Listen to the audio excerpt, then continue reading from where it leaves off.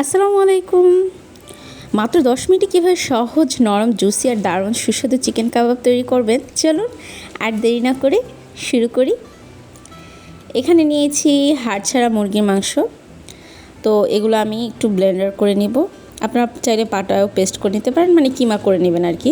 এরপরে আমি নিয়েছি কিছু বেসন, 2 টেবিল চামচ 3 টেবিল চামচের মতন বেসন নিয়ে এটাকে হালকা টেলে নিয়ে ঠান্ডা হলে দিয়ে দিব। তারপর দিয়ে দিলাম পেঁয়াজ কুচি, রসুন কুচি, ধনেপাতা কুচি, কাঁচামরিচ কুচি। আপনারা চাইলে এখানে আদা রসুন বাটাও দিয়ে দিতে পারেন। তো তারপরে এখানে আমি দিয়ে দিলাম কিছু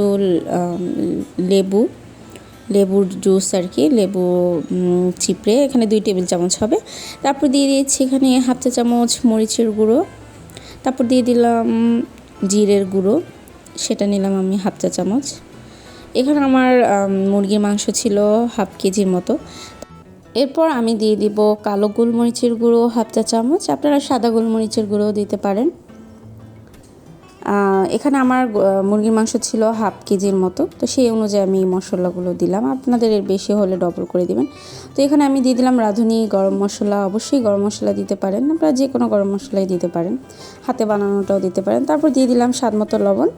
তারপর যেটা মাছ দিবেন সেটা হচ্ছে রাঁধুনি কাবাব মশলা। আপনারা যে কোনো কাবাব মশলা দিতে পারেন, তবে রাঁধুনি কাবাব মশলাটা দিলে টেস্টটা ভালো আসে। তারপর এই সমস্ত উপকরণ এবার আমি ভালো করে মেখে নিব। তারপর দিয়ে দিলাম 2 টেবিল চামচের মতো টমেটো কেচাপ দিয়ে সব কিছু ভালো করে মেখে নিয়ে আমার ম্যারিনেটেড করা শেষ। এরপর আমি নিয়ে নিলাম ব্রেড ক্রাম্ব এবং 2টি ডিম ভেঙে নিয়ে নিয়েছি।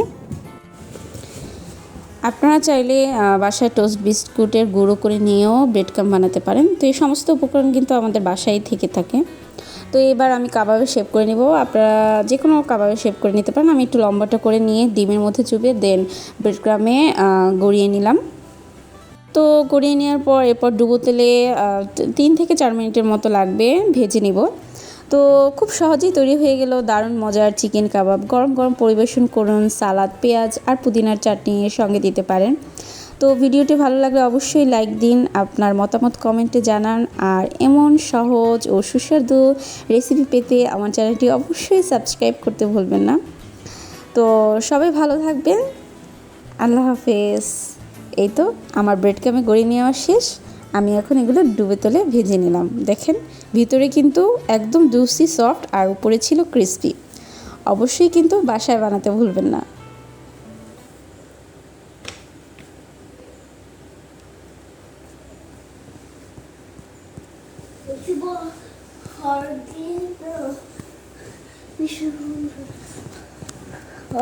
Okay. There goes the Dios.